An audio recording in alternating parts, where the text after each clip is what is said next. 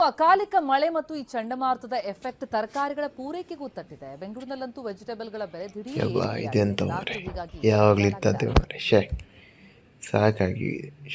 ಚಿನ್ನ ಹಾಗೂ ಬೆಳ್ಳಿಯ ರೇಟು ಜಿದ್ದಿಗೆ ಬಿದ್ದಂತೆ ಏರಿಕೆಯಾಗ್ತಾ ಇದ್ದು ಬೆಲೆ ಏರಿಕೆಯ ನಾಗಾಲೋಟಕ್ಕೆ ಬ್ರೇಕೇ ಇಳಿದ ಹಾಗಾಗಿದೆ.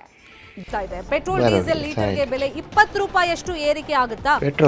ಪೆಟ್ರೋಲ್ ಲೀಟರ್ಗೆ 22 ರೂಪಾಯಿ ಏರಿಕೆ ಆಗುವಂತ ಚಾನ್ಸಸ್ ಇದೆ. ಡೀಸೆಲ್ ಲೀಟರ್ಗೆ 20. ಬೆಂಗಳೂರಿನಲ್ಲಿ ಕ್ಷಣ ಕ್ಷಣಕ್ಕೂ ಹೆಚ್ಚಾಗ್ತಾ ಇದೆ ಗ್ಯಾಸ್ ಎಮರ್ಜೆನ್ಸಿ. ಬೆಂಗಳೂರಿನಾದ್ಯಂತ ಹೋಟೆಲ್ಗಳಲ್ಲಿ ಗ್ಯಾಸ್ ಇಲ್ಲದೆ ಪರದಾಡಬೇಕಾದಂತ ಪರಿಸ್ಥಿತಿ ಇದೆ. ಕಮರ್ಷಿಯಲ್ ಮಾತ್ರ ಅಲ್ಲ, ಕಮರ್ಷಿಯಲ್ ಜೊತೆ ಸಿಲಿಂಡರ್ಗೂ ಕೂಡ ಸಂಕಷ್ಟ ಬಂದಿದೆ.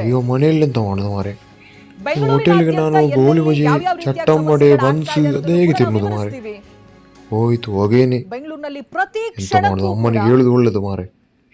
ಎಂತ ಮಾಡುದು? ಅಮ್ಮ ಒಂದು 10 ಗ್ಯಾಸ್ ಸಿಲಿಂಡರ್ ಈಗಲೂ ಬುಕ್ ಮಾಡಿ